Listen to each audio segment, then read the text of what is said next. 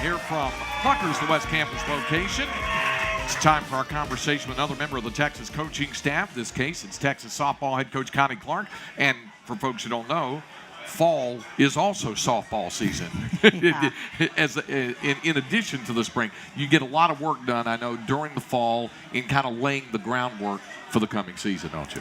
We do. You know, it's a good time for us. It doesn't count for rankings or anything, so you get to play some glorified scrimmages and really get some good opportunities to see what you have as a team. And it's a good time for them to understand what compete really means, and playing relentless and playing Texas softball, what that really means to us and what we're looking for. So, it's one of my favorite times, really seeing them come together as a group. You've always had really competitive groups. I mean, that had a lot of fire in the belly. So even in the fall, do you see that, or are they a little more laid back and that maybe have to be pushed a little more to be a little more competitive in the fall than, say, during the spring season? You know, it's an interesting question, because this particular group, and that's what I meant. It's a fun part about seeing a group come together and see their personality as a team kind of unfold as the year goes on. And this group has been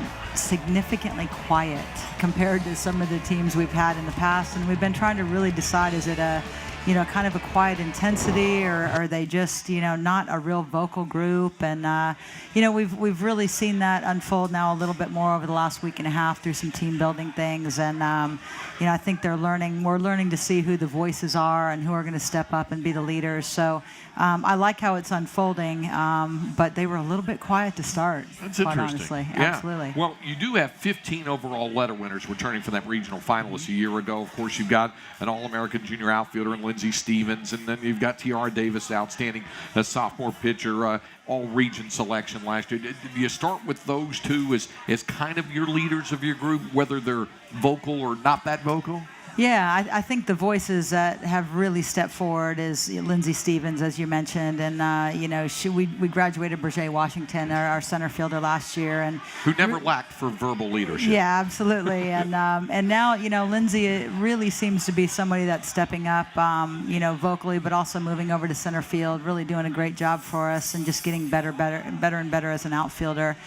And just taking control out there, and just a tremendous voice. Tiara Davis, obviously having a year under her belt is significant. Just a tremendous player for us last year, and came a long way. We were actually joking in practice the other day and giving her a hard time, because I've got two freshman pitchers that we may talk about, but telling them, if you watch film of Tiara Davis, a year ago, September, you would be absolutely amazed at the transformation. And she's as to where Tiara is now. Yeah, just really has come a long way. And, I think she'll have some good advice for the two freshman pitchers in regards to how much you can grow and how quickly that can happen. You brought up Lindsey Stevens and her transfer going to center field. How big an adjustment has that been for her?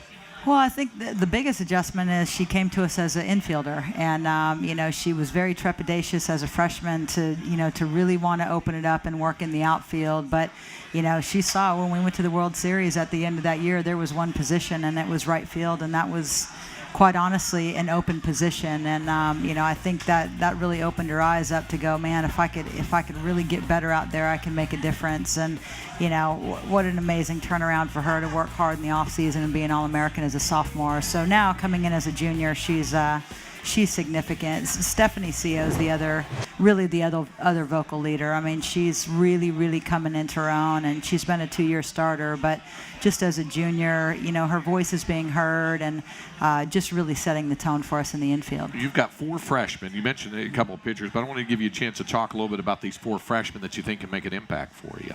Yeah, we're deeper in the circle. You always want to be deep enough in the circle, and Kristen Clark is a pitcher for us, does some other things as well. Erica Wright is also a tremendous pitcher in her own right, and comes in. She won't necessarily be hitting or playing other positions, but highly sought after recruit out of Huntington, Texas, and really competes exceptionally well. I love the way she has an edge out there in the circle. And then kind of fill out the Texan group anyway is Alyssa Angel, middle infielder. does play some outfield from LaGrange, and she's something special, and really just, kind of getting comfortable in her own skin and seeing that, even as a great recruit coming in, it's just faster. Everybody's a little bit bigger, a little bit faster, and the game moves quickly. So she'll get that. She's, we've really seen some great growth in her over the last couple weeks. And then finally, the out-of-stater in the group is Randall Leahy, and she's tremendous behind the plate.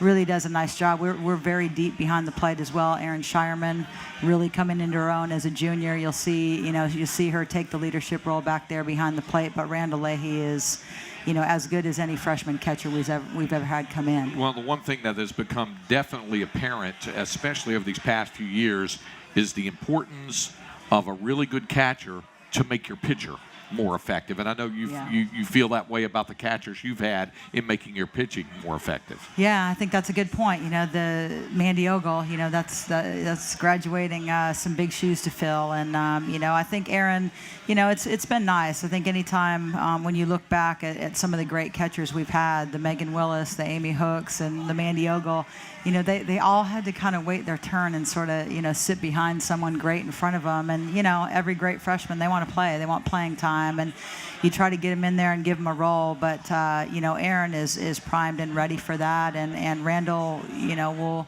will be a great follower. And she'll get her own time as well. But Erin really has had a couple years under her belt to really take it all in and knows the staff pretty well. Obviously, she's getting to know those freshmen as well right now. Absolutely. All right, coming up, we'll talk more about this fall season for the Texas softball team with head coach Connie Clark when we continue with Longhorn Weekly right after this.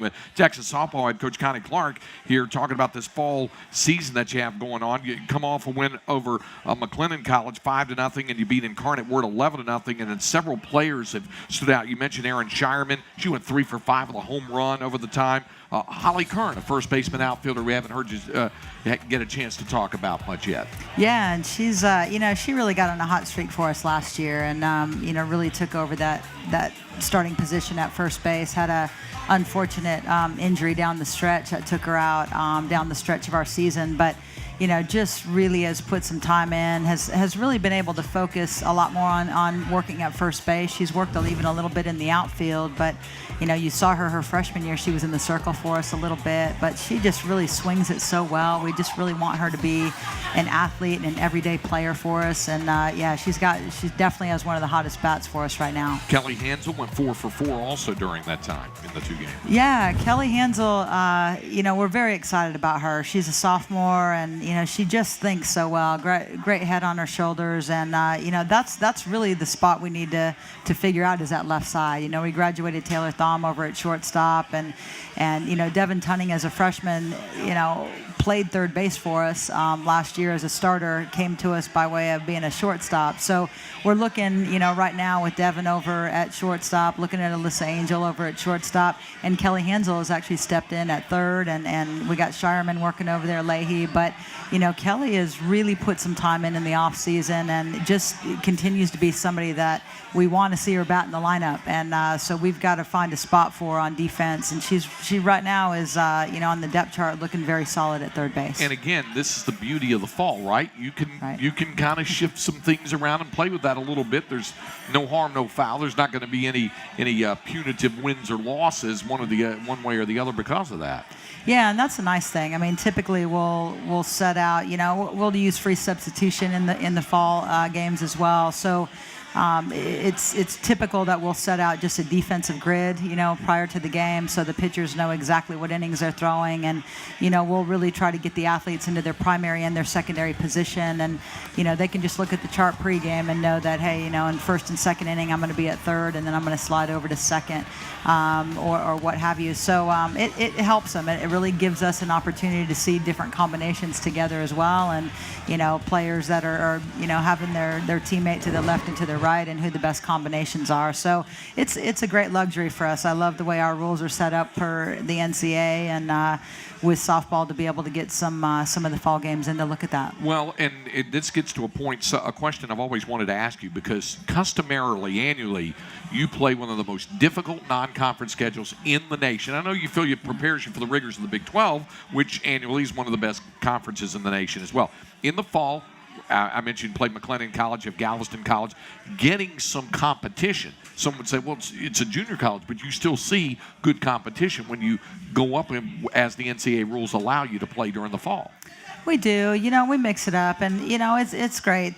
We typically get a lot of calls in the off season about, hey, can we come play at your place? I mean, Longhorn Network's great because typically those junior colleges may not have the opportunity to be on TV. We've got a couple games set up. We like to play St. Edwards. Lindsey Gardner at Texas X is over there as a head coach, and they're on our schedule actually on the 30th. So next week on Thursday we'll host them. I believe that's at 5 o'clock.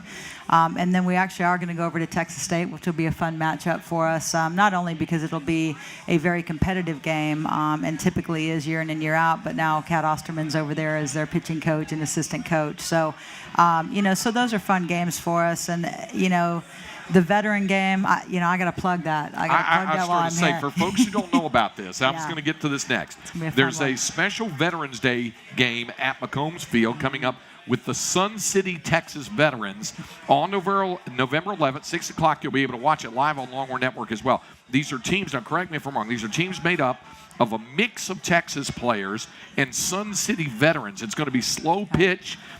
Each team will have 10 field players throughout the game. This sounds like it's going to be a heck of a lot of fun. It is. It's we've had our team go up to Sun City the last couple falls, and it's one of their favorite outings that they get to do from either community service or just getting out and in the community and enjoying it. And they've really got to know some of the folks up there. And I hear that the whole team of veterans, they're bringing a whole team bus down, and then they're also bringing a big a bus down full of fans.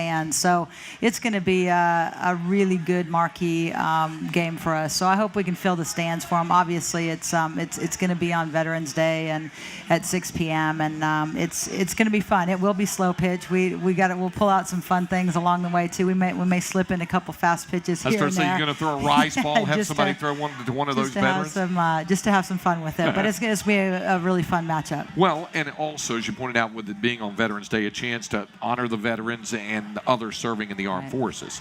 Yeah. That means a lot to you. Yeah, we had an opportunity. It was brought to our attention last year to try to do it, and it was just a little bit late in the making. And we knew, really from last fall that we wanted to try to go into November and really plan something special. And it is a wonderful way for us to try to, really celebrate our veterans. And there's so many up in the Sun City area, but obviously we're going to tip our caps to everybody nationally, and it's a great way for us to do it. It's a great opportunity for Longhorn Network to get the word out for us. So we're looking forward to it. Connie, appreciate you dropping by. Thanks for sharing some time with us. Absolutely. Thank you. All right, Connie Clark, Texas softball coach. Coming up, Coach Strong will rejoin us when we continue here with Longhorn Weekly, live from Pluckers on the Longhorn Network and on the Longhorn IMG Radio Network.